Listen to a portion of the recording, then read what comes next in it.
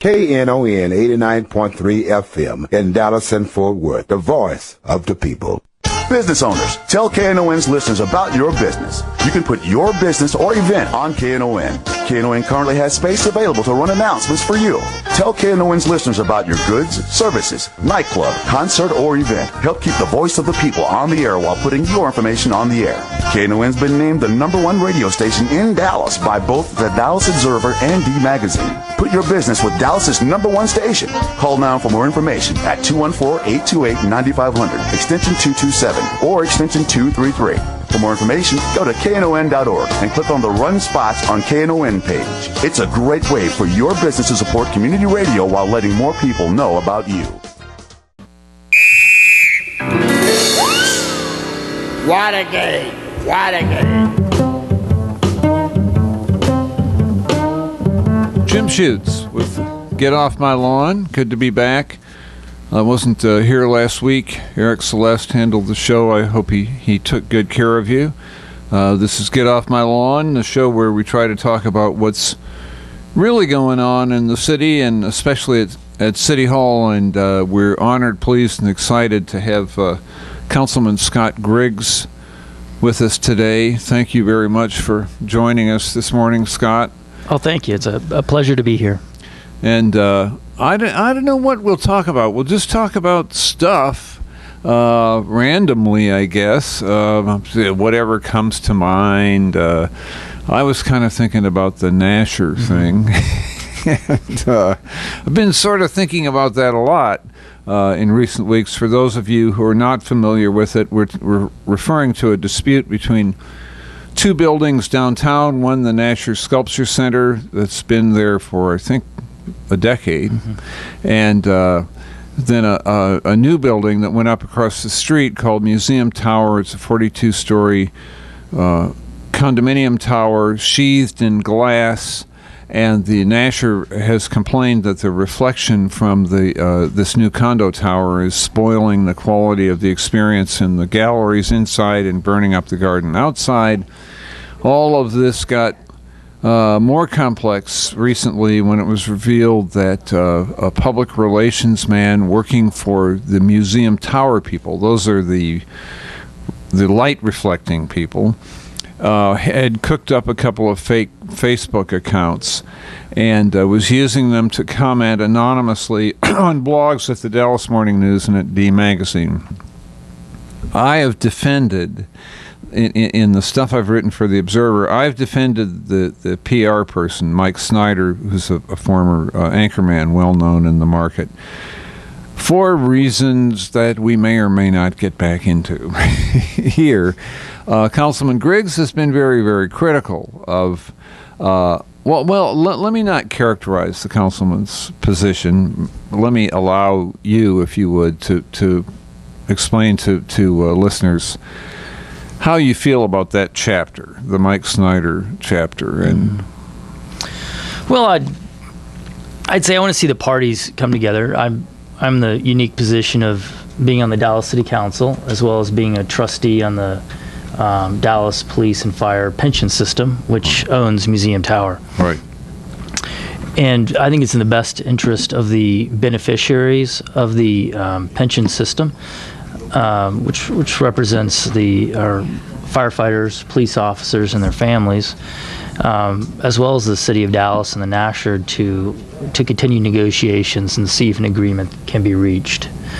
And the approach before, as I've said, there was too much rogue PR work going on and a scorched earth litigation policy that I didn't agree with, because I think if both parties come to the table, we can reach a compromise.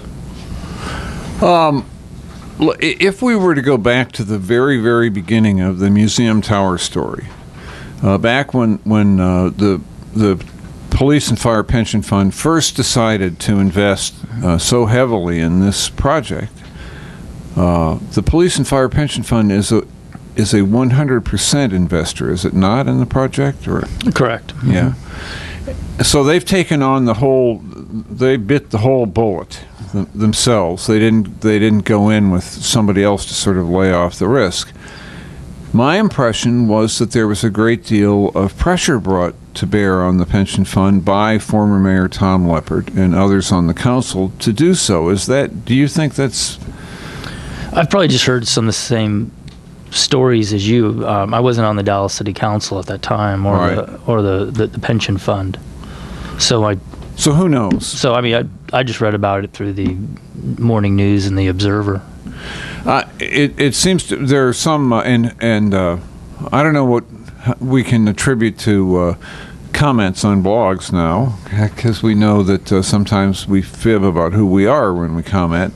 But the impression I've gotten from some of the comments coming from, that sound like they're coming from retired policemen and firemen, is that they certainly feel that the fund was pressured to invest in this project. We can't know that, but how do you feel generally about the matter of political pressure on the fund where its investments are concerned? Well, the fund, first and foremost, needs to do what's best for the beneficiaries, and this is a situation where, in the long run, it's in the city of Dallas's interest as well as the fund's interest to start selling condos in this dispute. Right. And so that's why I think all parties should come to the table.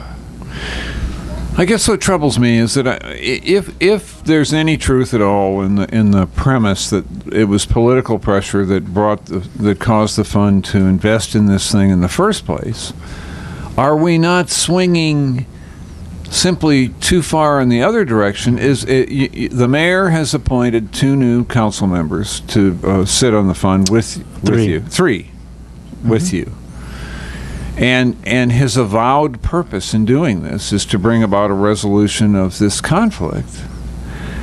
Aren't we doing the same thing all over again? Isn't this... Well, Jim, then this would be politics, because let's just assume that Leppert or others did put pressure on him, and I don't know if that was the case, but now it's a completely different regime. So the pendulum can swing in politics. When new people come in, they have a different agenda. Yeah, that shouldn't surprise you. You act so surprised. But what is your job on? I know what your job is on the city council. Yes. But what is your job when you go and sit on that board for the pension fund? Mm-hmm. Are you really supposed to be involved in individual investments? Yeah, and there's an investment philosophy, and on there, I think the pension fund, and this is probably the consensus now of the trustees, that we need to make investments, and we're not so inclined to invest in luxury real estate where we'll be the owner, operator, and manager anymore. Mm-hmm. Because there's a feeling that has not performed? Or there's a feeling you have your core competency, your core expertise, and ours is making good investment decisions, not necessarily developing and running luxury properties. So you can make, from a philosophy standpoint, you can draw that line. I thought the fund was arguing that. I get that from a philosophy point of view, but I thought the fund was arguing that this stuff had performed pretty well for them, that they'd made money at it. Which stuff? The luxury properties where they're owning and operating and so on. Well, the fund's done very well. These, particularly this last year, I believe the return was over 11% last year. Wow, not bad. Net of fees, and like any portfolio, this is a large fund. It's in excess of $3 billion, mm-hmm. and there's investments in the fund that have done very well, and there are others that have underperformed just because of the market and the decisions that are made, and so that's true with anyone's portfolio. You don't get a home run every time. You don't get a home run every time, but on average, with all the investments, the fund's reporting over an 11% return this last year. So it sounds to me like it's been run by some pretty smart people. Well, it's done well over the last 20 years, mm-hmm. also. Mm-hmm. But have these, I mean, you mentioned the luxury properties as a particular problem. Why are they a problem? Well, I would say it was the luxury properties that the fund is the owner, operator, and manager, where the fund is carrying out all roles. Those are particularly difficult properties. And also to give some, to look at the fund, when the market collapsed, was put in a difficult position. Right.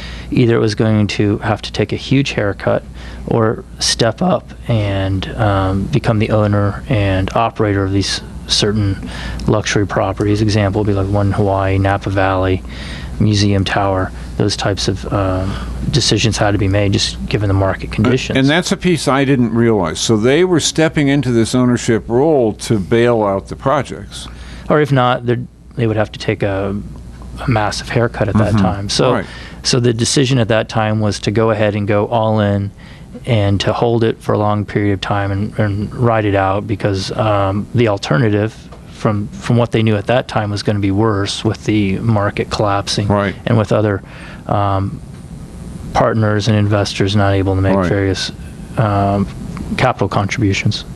Right. So was that a good decision or a bad decision? Yeah, I mean, it's always difficult to judge those decisions with hindsight, and that's really unfair. But you can say moving forward, and I think this is the consensus right now, given the market conditions, the fund has no interest in being the owner, operator, and manager of luxury properties, acquiring additional ones. Because it doesn't need to. And it's a little bit outside our core competency, and we have other investments that we make that perform quite well. Well, I ask, and I need to, speaking of funds, I need to pause, if you'll excuse me for just a minute, because we are in the middle of our fund drive here at Knon, and we would like you to call us at 972-647-1893, 972-647-1893. We need you to pledge $20,000. And if you could do that, it would just be a tremendous help to me, because then I wouldn't have to talk about this anymore. If you can't pledge 20 grand, and I've said on previous shows that if you can pledge $20,000, Eric Celeste, my co-host, will join you in holy matrimony, and that's a promise. If you can't pledge $20,000, if you can pledge much less than that, more seriously, you'll help keep this very important radio station on the air. And it is important to the market, and it's important to politics, and it's important to music and the whole scene here in Dallas. And you make a huge difference. Oh my God, wait a minute. I have a call. Councilman Griggs, we have to pause. Forget about everything, because we have on the phone now Wiley H. Mr. H, how are you today? How are you? I'm good. How did he get his voice like that? I can't actually do it. I think this is Philip Kingston. That's who Wiley H. This sounds like Philip Kingston with a voice scrambler. Well, I called in, Jim, and they asked me to pledge money. I was like, no way. I just want to get on the radio. It's not free. You don't just call in here for free. It's like a cover. It's like a cover charge, man. You know. Well, I was calling to help you guys. I mean, it's like investment strategy. It's like dead air. Yeah. Oh. Well, not necessarily. Not necessarily. How do you see your job? As now that you're a member of this board, do you need to get into the into the fine weave of things and start helping out the board with individual investments? I'm with Scott on that. I don't think we have to necessarily look at individual investments unless they're gigantic, in which case, then yeah.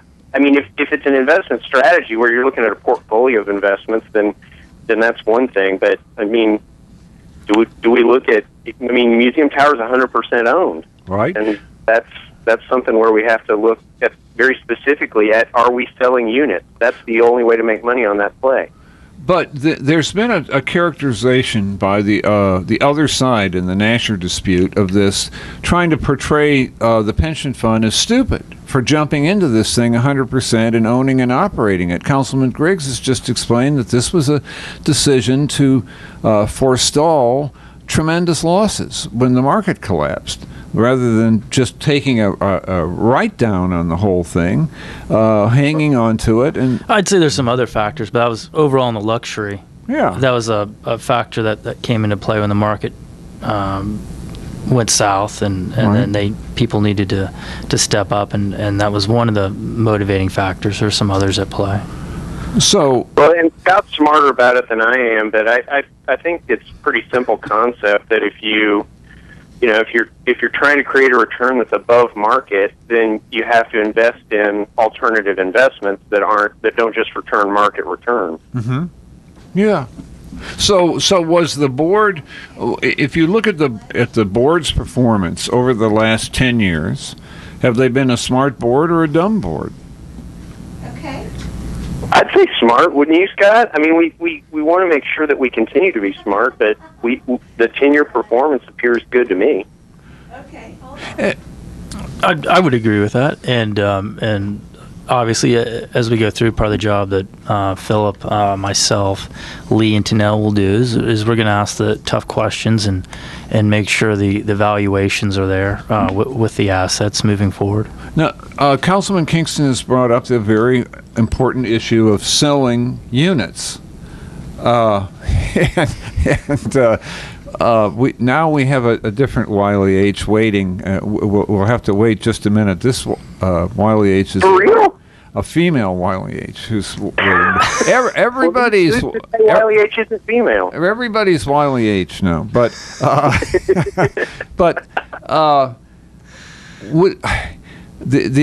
you've gotten into this issue of selling units.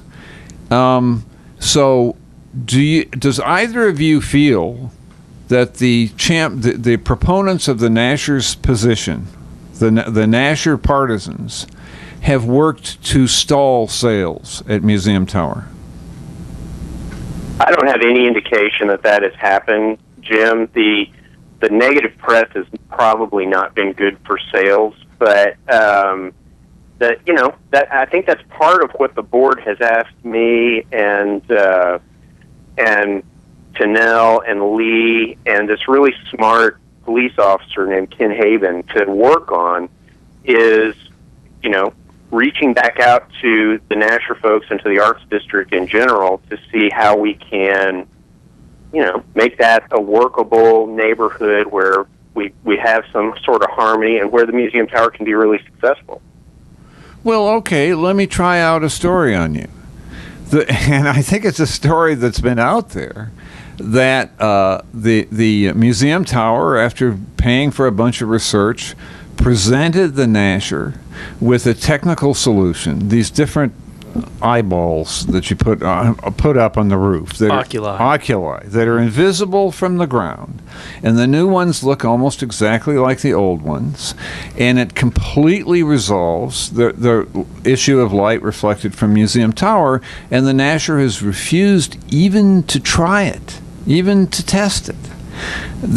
So who's responsible for the intransigence? Who's responsible for the bad press?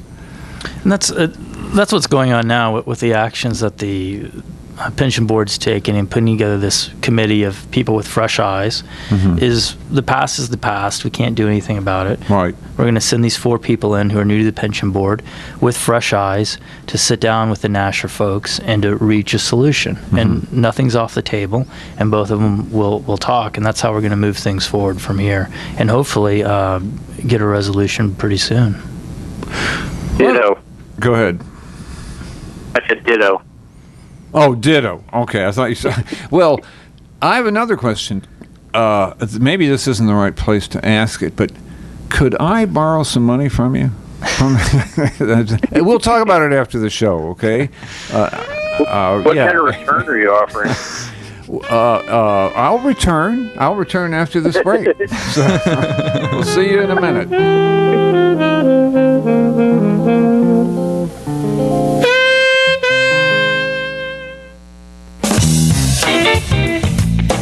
The Sons of Herman Lost Disc Airmen Disc Golf Association and the Gas Pipe present the first annual Knon Disc Golf Tournament and After Party on Saturday, September the 7th. The tournament will be held at B.B. Owens Park, located at 10700 Kingsley Road in Dallas, beginning at 4 p.m. There will be goodie bags, games, an ace hole contest, poker run, and more. Then, beginning at 7 p.m., the party starts at the Sons of Herman Hall, located at 3414 Elm Street in Deep Ellum, with free food and live music by Texas Slim, Jay Johnson, and All Lit Up. To register, contact me, Hippie Bobby Wilbanks, at 972-658-8577 or go to knon.org. Participants of the disc golf tournament are admitted free into the after party. But if you just want to go down to the show, you can get tickets at knon.org. That's the first annual Knon Disc Golf Tournament and After Party on September the 7th at B.B. Owens Park, and the after party with Texas Slim, Jay Johnson, All Lit Up, and free dinner at the Sons of Herman Hall, presented by the Sons of Herman Hall, Lost Disc Airmen Disc Golf Association, and the Gas Pipe. This is a Knon benefit event. When they're gone for good. This is Scott from Knon's Texas Blues Radio telling you don't miss out on some great blues. Knon's Texas Blues Radio Volume 5 Blues CD. It's a CD put together by real blues fans for real blues fans like you. Texas Blues Radio Volume 5 features great local blues from Michael J. and the Paul Bird Band, JJ and the Detonators, the Chris Watson Band, the Two Tones, Rough Cut Blues Band, Jeff Stone with Charlie Love, Dave Millsap, Sirloin and the Ass Kicking Machine, Tutu Jones, Blues Boy Bo, Buddy Whittington, Andrea Dawson, Kirkland James, Sonny Colley, and Johnny Red and the Roosters. Get a copy now at Forever Young Records in Grand Prairie, Record Town in Fort Worth, and in Dallas at Bill's Records. This is a Dallas Blues collector's item. A very limited amount of vinyl copies can be found at Forever Young Records, the sponsor of this great blues project. CD downloads are available at cdbaby.com. Whether you get it as a download, on vinyl, or on CD, all the proceeds will benefit KNON. For more info on Texas Blues Radio Volume 5, visit knon.org. In 2012, the Salvation Army sheltered 6,386 homeless men, women, and children, provided over 190,000 hours of substance abuse rehabilitation, and provided day camps and sports programs for needy children. They operated over 200 apartments for low-income seniors, and they provided over $400,000 in financial assistance to those in need. Chances are very good that you know someone who relied upon these services for shelter, recovery, or other forms of emergency help when life for them made a wrong turn. If you are in need, or to find out how you can help, 1-800-SALARMY. That's 1-800-725-2769, or on the internet at salvationarmyusa.org. Get off my lawn.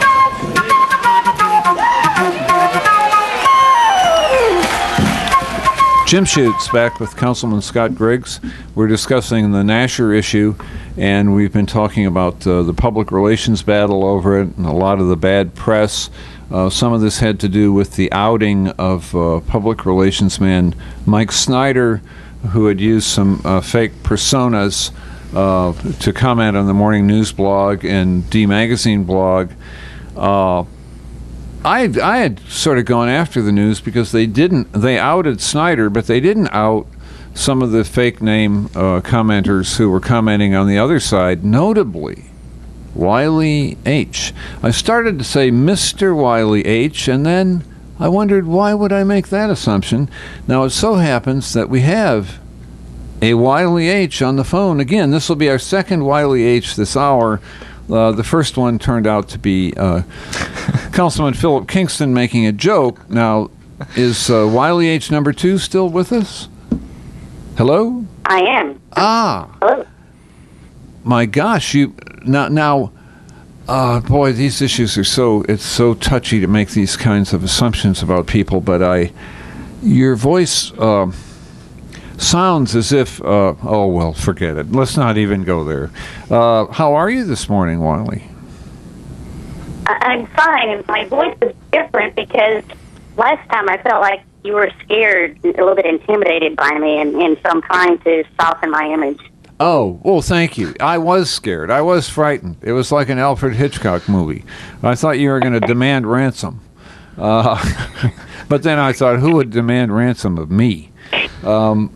Anyway, so I think I suggested at some point in the last week or so in print that I still thought you worked for the morning news. Now, I saw that. Yeah. Do I need to just retract that completely? Is that, I mean, you've already denied it once, but would you deny it again that you worked for the news? What if I was Robert Wolanski? Would that shock you?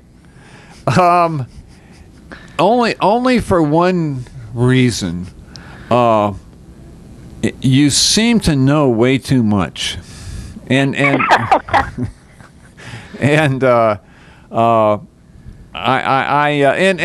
Robert knows a lot. Robert's a very bright person, but he's like me. He's a journalist. You seem to me to know more than journalists know. You feel a little bit like an insider. Is that fair? I don't even know how you would define insider. It's all just confusing to me. Well, an insider would be somebody who's kind of sitting at the table when there are no reporters there, figuring stuff out, and would have access to some documents and so on that reporters don't have access to or don't have access to for a long time. You know what I mean. Come on. Insider. Is that a fair characterization of you? Or? I'd rather focus on the issues today. Life. Absolutely. Fun. I just wanted to... Sure. I agree. I just wanted to make a couple of comments in response to your statement earlier in the program that the 2012 performance of the pension fund, where they made 11%, was really good. And I had a couple things I wanted to say. Number one, if you had it in 2012 at the beginning, just taken the $3 billion in the pension fund and invested it in the S&P 500 through a mutual fund, you would have made close to 16%. So that difference of 5%, if they had simply forgotten about all this kind of crazy direct investment stuff and all these traveling around the world things and going to Hawaii and going to California, and granted that stuff happened long ago, so they're locked into that. But if they hadn't, if they simply just went to Fidelity or Vanguard and said, here's $3 billion, just put it in the market, they would have made $150 million more. Let me ask, and I see Councilman Griggs about to make a comment, but they couldn't just yank themselves out of everything they were in at the beginning of the year, right? I mean, they had some legacy stuff. They had. Correct. And I think that's a relevant question, because it asks the question, is the return appropriate for the risk? Is the fund getting risk-appropriate return? Because having this portfolio of alternative investments being a large portion of it, then are you getting an appropriate level of return given the additional risk you're taking on? What happens, Wiley, if we look at the fund in a longer reach back to the beginning of the Great Recession? I mean, how do we think they, and I really don't know, how have they performed compared to other funds during that period of time? They did pretty well, but I'll tell you what, I think that's a little bit misleading, because, and this gets to something that Councilman Griggs was starting to talk about, is I believe they were taking more risk during a bull market than other funds were taking. So to put this simply, if you, say, bought a house at the beginning of 2000 and you borrowed 99% against it, well, your performance would be terrific, but you're actually taking much more risk than somebody that would say, just take out a 50% loan-to-value mortgage on a house. Yeah. And so I think there was a little bit of that going on with the fund, but you don't see that until you get into something like a Great Recession, and then kind of, as the water goes out and see which boats are left, kind of, not apt to see again. Right. Well, you made the point when we spoke last time, when you called, in the scary voice, that you felt that you were pretty agnostic on the Nasher issue. It's the reflected light issue. That your interest is in the performance of the fund. Is that fair? Correct. Yes. So somehow, do we need to divorce these matters, the performance of the fund, from the Nasher thing? I mean, they all get woven together somehow in the public debate. The Nasher side wants to characterize the fund as a bunch of dumb louts who invest in the wrong stuff and reflect too much light on people, as if it were all a matter of character. But I hear you saying that you see these things as distinct and separate, the fund performance and the whole Nasher thing. Is that fair? Well, I think it gets back to what Council Member Griggs was saying. It's a matter of core competency. I don't think the people that are running the pension fund are evil people that are out to just try to kind of wreak havoc.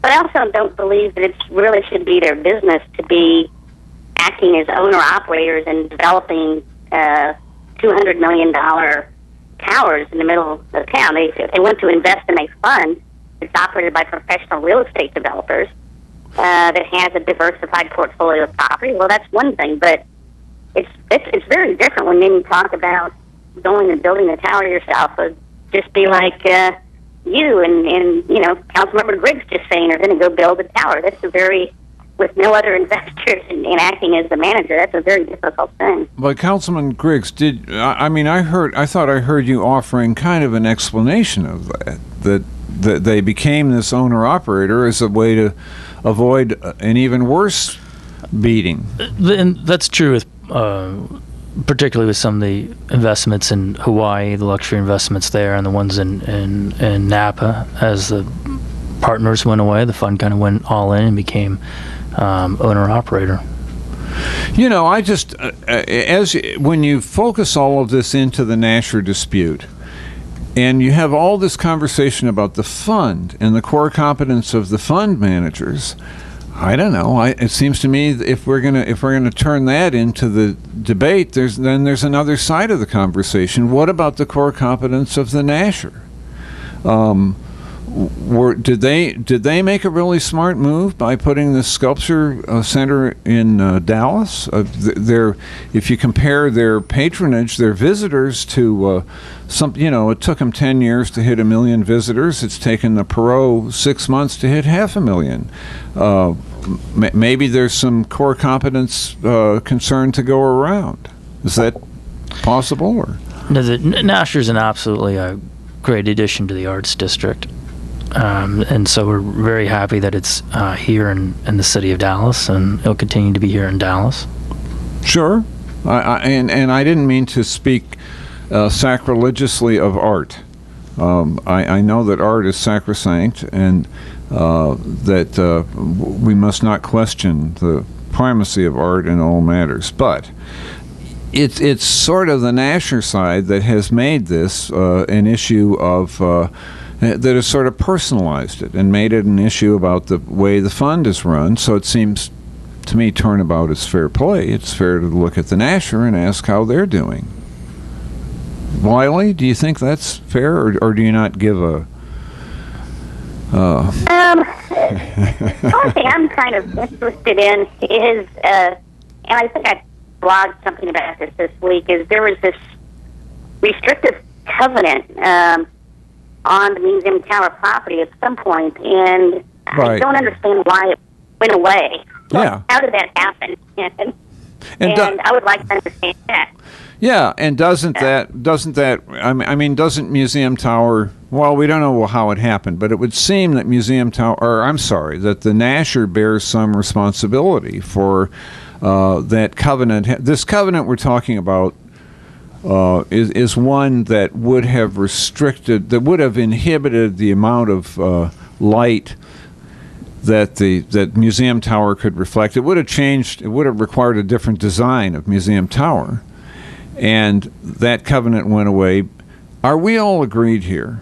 And let me ask you this, Councilman Griggs in particular, that Museum Tower went up absolutely in accordance with and fulfillment of all the zoning and the regs and the requirements. They're not in violation of anything, are they? None that I know of, and part of it was we're at a time where it was important to be lead, almost lead brain sets in on everyone. You need to get the highest status of lead possible. Lead being this green status. Yeah, green status. It's way beyond what the law requires. And one way to do that is particularly with your air conditioning system. If you can reflect all the light off your building, then inside you'll have less bills for your air conditioning. And so that drove the market towards using high reflectivity glass, where I think even now, if glass came out today, it would provide the same insulation and thermal characteristics, but without the reflectivity that we see. Wow. So in that sense, what happened was some unfortunate meeting of this need to get a lead status with just where technology was, that the only glass that provided those thermal characteristics had such a high degree of reflectivity. Those two things coming together in adjacency to the Nasher. I mean, here we are with the Museum Tower meeting all the requirements. They're going beyond that to get the LEED certification. Sounds to me like they're doing okay on their fund performance, and yet are they not painted as sort of criminals in this situation who've attacked art? It can seem that way, and I think Wiley H. brought up the two concerns about the fund. One being, is the return risk appropriate, and the other, whether or not there's too much of a write-down spread out over a period of time on the valuation of the assets. Is that fair? I don't know if Wiley was still there. Yes. So those are your two concerns, particularly the write-down of the direct real estate and private equity investments over a 10-year period, even if that's allowed by our rules, which are called Gatsby, whether or not that's going to raise its ugly head. Wiley, now I have to tell you, since we last spoke, Knon has installed a vast new computer system that allows us to do an incredible amount of geo-tracking. You are going to hear a battering sound on your door in just a few moments. That is the Knon SWAT team. That is, we know where you are, we know who you are, and we're about to break in. And I suggest... I hope you're not going to mow down my rhubarbs like the Arlington SWAT team did this past week. Rhubarb, Arlington. 2 more clues. Rhubarb and Arlington. Let's enter that into the matrix. Well, thank you for calling. Appreciate it very much. I hope we'll hear from you again in whatever voice or guise you may choose. Thanks. All right. And I think we have somebody. Oh no, I guess not. We're coming back, and when we come back, we need a whole bunch of money from you. It's Jim Schutze with Get Off My Lawn.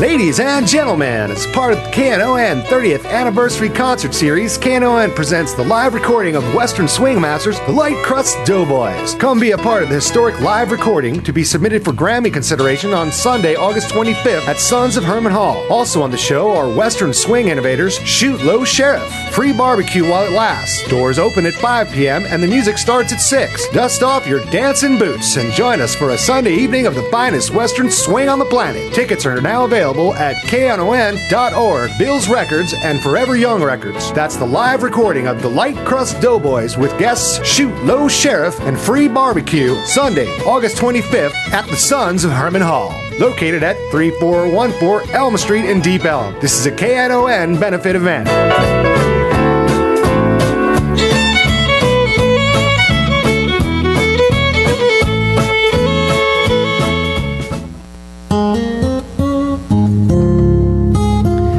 Recycle Revolution is a local recycling collection service and community drop-off center. They collect and accept all traditional recyclables, including paper, plastic, aluminum, cardboard, and glass, as well as TVs, computers, lamps, light bulbs, batteries, ballasts, and styrofoam. They offer collection services to apartments, condos, and businesses. They also offer a community drop-off located at 1703 Chestnut Street in Dallas. For more information, 214-566-3025 or recyclerevolutiondallas.com. If it's time to get rid of your old gas guzzler, the Knon Vehicle Donation Program can help. There's still a market for those old vehicles, and if you donate it, you're helping to support quality programming here on KNON. Just call 877-KNON-AUTO or go online to knon.org. We'll take care of everything from pickup to tax paperwork. That's 877-KNON-AUTO or online at knon.org. Hello, good morning, my beautiful people. How are you today? Oh, I already know some of you got a headache, but it's the weekend. Sleep in a little longer if you have to get up. Get on up and give us some of that money. Bring it down here if you want to. If your gas is a problem, just call us at 972-647-1893. Check this out, guys. We just got in the real loop. You can put your money and your pledge online. We got this online thing going on, so if you guys can't get down here, you can't call in on the phone, feel free to go to knon.org for all other programs containing to how to give some of your money to your radio station. Get off my lawn. Hey, babes, I'll take one. Jim Schutze back with Get Off My Lawn. This is the KNON Pledge Drive. Please call us at 972-647-1893. 972-647-1893. We have about 100 ways that you can pledge. You can give us cash, check, or have a check-off deduction from a checking account. But we need your help to stay here, to continue to present programming. All of us who appear on the air are volunteers. We're not paid for what we do, but there has to be a physical plant, and there has to be a staff paid, and the technology is expensive. It's not free to KNON to be here, and we're completely dependent on listeners to help us continue to provide this programming. We've been talking about the Nasher and the dispute between the Nasher and Museum Tower and all that stuff so far, and we had a very interesting call from the mysterious Wiley H., who was a woman this time, male before, and that's because of some kind of software that changes the voice. But we have Councilman Scott Griggs here, and this is a valuable opportunity to hear from somebody who's in the middle of everything. We've sort of talked about what I wanted to talk about, which was the Nasher, and I wanted to ask Councilman Griggs, what else is happening? What do you see coming up that you think is interesting or significant? What's going to be happening at the council soon, and what would you like to talk about? Well, we could talk about what's it like to live with chickens, but I don't know. I think everyone is. It's itchy. Yeah, itchy. Jim and I both live with chickens in our homes. Yes. Or the Trinity Trails. That's going to come up for a vote soon, which is a trail between the levees that will go next to the Trinity River. A trail that will not require court approval or us to wait on the record of decision, which we've been waiting on now, I believe, more than a decade. And it will really bring some life between the levees and an opportunity for people to interact with the beauty down along the Trinity River. And it's not just another trail. I mean, does it not connect huge portions of trail that are already out there, but that are not joined together now? I mean, you'll be able to go from where to where when this thing is opened? Well, once it's opened, you'll be able to go from the Coombs Creek Trail all the way, and I should put a caveat with the Coombs Creek Trail. That little portion of it will be open once the construction finishes of the Calatrava Bridge at I-30. And it is where? The Coombs Creek Trail is adjacent to I-30, just on the south side of I-30 at Beckley, back behind Lone Star Donuts. Okay. So that trail, and then you'll be able to go northwest, if you will, following the river, by the Continental Bridge, visit that deck park. Will even be a way to get up over the levees, and you'll be able to continue to Sylvan, where at Sylvan, a new bridge is being built right now. The old bridge will be saved, and it'll be used for pedestrians and bicyclists to cross. Then you'll be able to go over to Crow Park, enjoy that, and then you'll be able to continue over the levees to the Katy Strand Trail, to the Katy Trail. There's a by the way, an art exhibit that's over today at Sun to Moon Gallery on Levy Street. I'm not remembering the street number, but you could Google them. It's Sun to Moon Gallery, and it's beautiful photographs of I guess wilderness is not the right word, but natural areas within the city that we don't even know there. Most people don't know or are not familiar with, and most of them are associated with the river. Am I just going on too hard about it? Is it too histrionic to say that these trails are capable of really changing the whole way we relate to the city, the whole way we think of Dallas? I do. You've been involved in the whole Trinity for some time, and this will be one of the first times we're giving people an invitation and an opportunity to go interact with the Trinity adjacent to downtown Dallas. And that's going to change how people relate to the river, relate to nature. And I believe once they get down there and enjoy it, and we have some life between the levees, people are going to say, we want more of this. This is what this space was put here for. And we're beginning to understand the river and that space on its own terms, and not thinking the space is a space for a giant road or should be paved over or anything else. This is a river. Let's enjoy it for what it is. And when you do that, you'll have a great time. And I think people are going to want even a much more robust trail system between the levees. It's always seemed to me one of the great tragedies of the city's relationship with the river is simply the fact that so many people, there are a ton of people who don't even know it's there. And the people who do know it's there think of it as an ugly sewer. And yet, when you get out there, even when you get out into the area between the levees downtown, which is not, in a sense, not natural, it's a man-made area, but would you not agree that when you get out there, it's kind of magical? It is. It's a magical, beautiful space. And it's fair to say that people don't know the Trinity yet. And I think in a large part is that we haven't given them an invitation to get to know the river. And this will create a front door, this trail system to go interact with the river adjacent to downtown. And that's going to, I believe, change everyone's perception on the entire project about what its purpose should be. Right. I work with a lot of very young people, and we're lucky at the Observer, I guess because there's so few jobs in the newspaper industry. We get really talented people. They come and go, and I always talk to them when they go.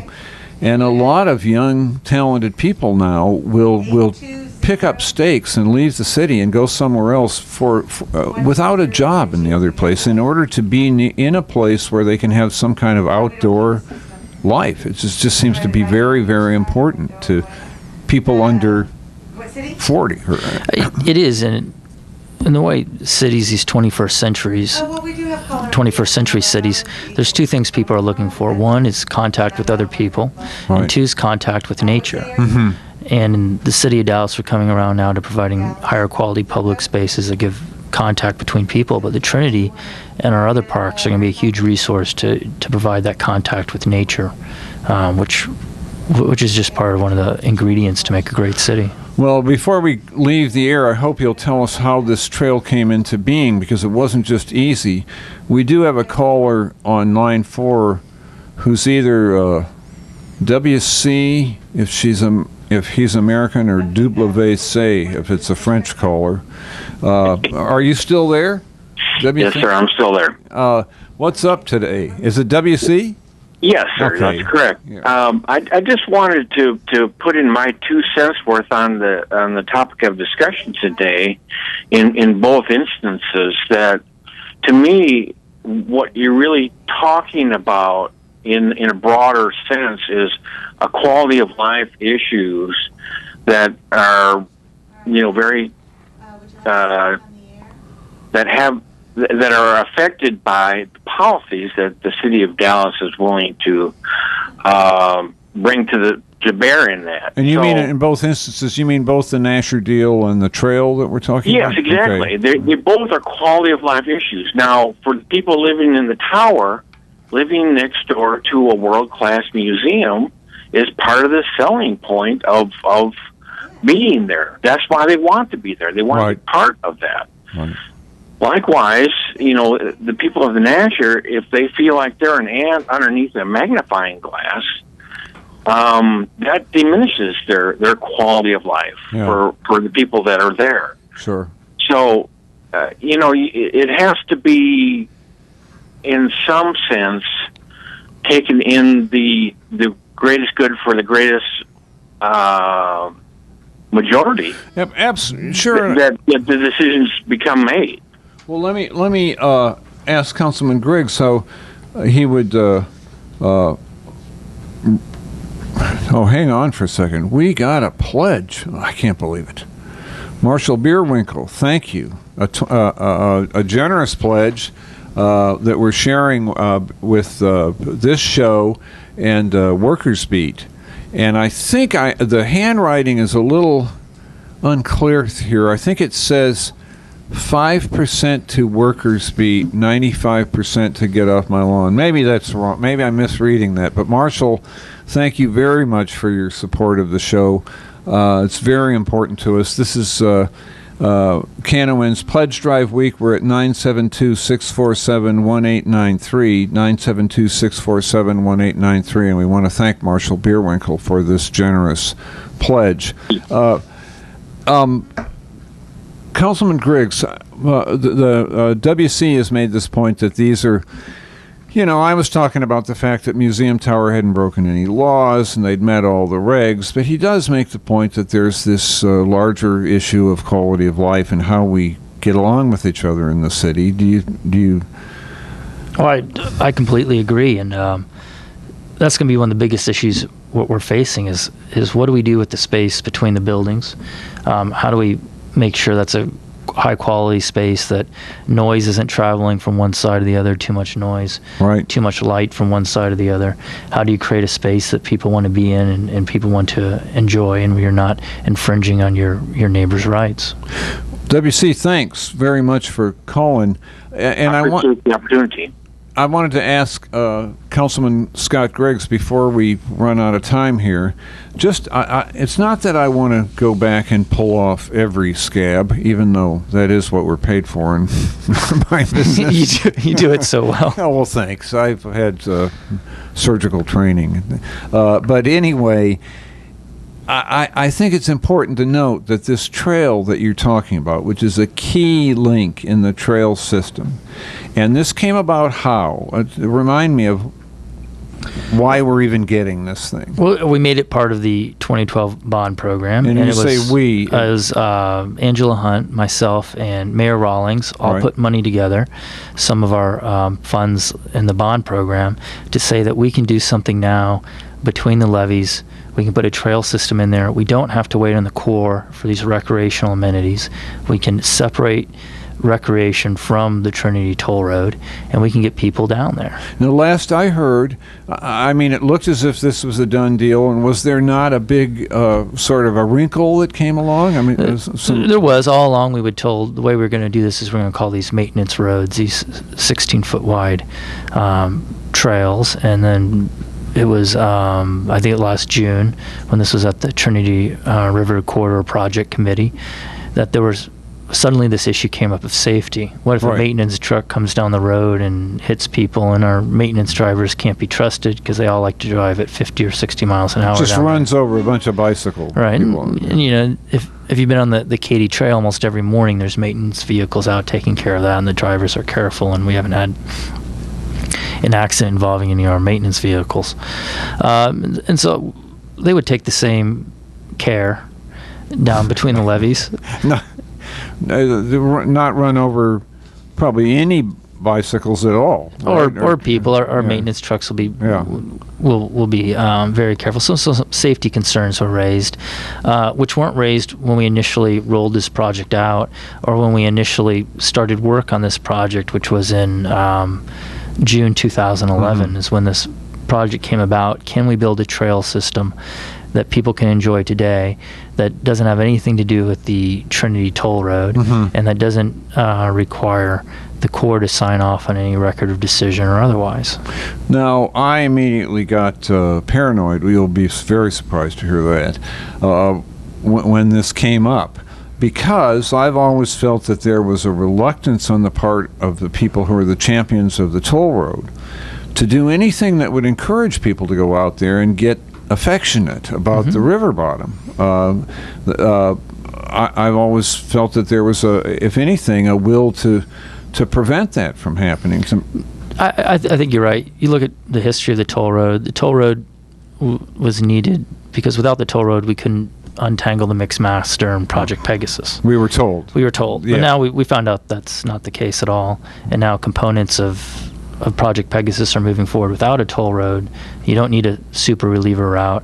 The construction can be done just like LBJ, just like I-45 in Houston. And that was the central rationale, was it not? The other rationale was you can't have any amenities without the road. Right. Somehow they were connected. It involved just moving dirt and people would just move their hands real quick. And dirt's maybe, you're not going to be able to move the dirt if there's not a giant road. Where will we find? We won't have any dirt.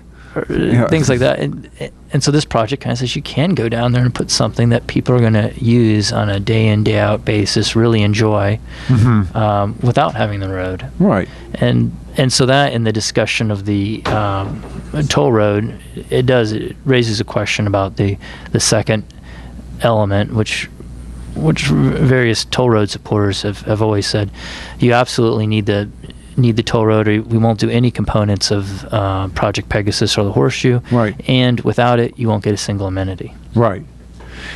And in the longest view, if you were talking about amenities, if you construct a situation where the only amenities you want are these elaborate reverse flow lakes with solar-powered water taxis and all that stuff, wow, that sounds really complicated and would take a huge amount of money. Of course, we couldn't maintain any of it, but isn't it more likely that what you're talking about, these kinds of trails and more, I don't know, quieter experiences, isn't that more likely to be what we're going to get out of it anyway? It's what people want. I mean, just look at the success of the Katy Trail, the system around White Rock Lake, the Santa Fe Trail, the Coombs Creek Trail. People want trails, and they want opportunities for that kind of recreation that's easily accessible. And so we ought to be doing it, and it's easy, and it's always been held up for a while with the notion that where's the dirt, where's everything going to come from without the road. Thank you so much for being here. Councilman Scott Griggs, and this has been Jim Schutze with Get Off My Lawn. We'll ask you to get off our lawn again next week at this same time. KNON, 10 a.m. Saturday. Don't fail to be here. Thank you, Councilman Griggs, for coming. Thank you. And maybe we'll have Eric Celeste back next week. See ya. Bye. KNON 89.3 FM in Dallas and Fort Worth, the voice of the people. Business owners, tell KNON's listeners about your business. You can put your business or event on KNON. KNON currently has space available to run announcements for you. Tell KNON's listeners about your goods, services, nightclub, concert, or event. Help keep the voice of the people on the air while putting your information on the air. KNON's been named the #1 radio station in Dallas by both the Dallas Observer and D Magazine. Put your business with Dallas's #1 station. Call now for more information at 214-828-9500, extension 227, or extension 233. For more information, go to KNON.org and click on the Run Spots on KNON page. It's a great way for your business to support community radio while letting more people know about you.